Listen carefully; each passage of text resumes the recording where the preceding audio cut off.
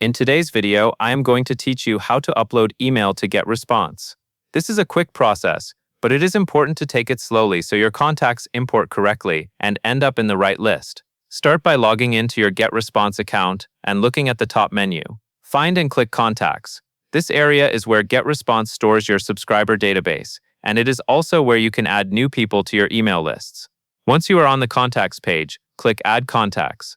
This opens the options for bringing new contacts into your account. From here, select your list. Take a moment to confirm you are choosing the correct list, because this determines where your imported emails will be stored and which campaigns or automations they may receive later.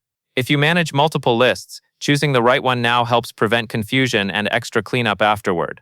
Next, choose the method for adding contacts.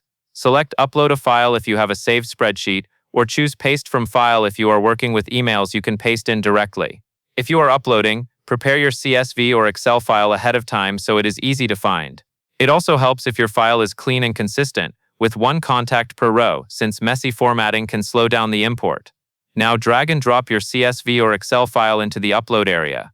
If you selected the paste option instead, paste your emails into the provided field. Before you move on, quickly scan what you have added to make sure it looks complete, and there are no obvious errors, like extra spaces or blank lines. When you are ready, click Next. This step confirms your input and moves you toward the final import screen. Review what is shown, then click Import to complete the upload. Give it a moment to process, especially if you are importing a larger file. After the import finishes, you can return to your list to confirm the contacts appear as expected. That covers everything you need to know.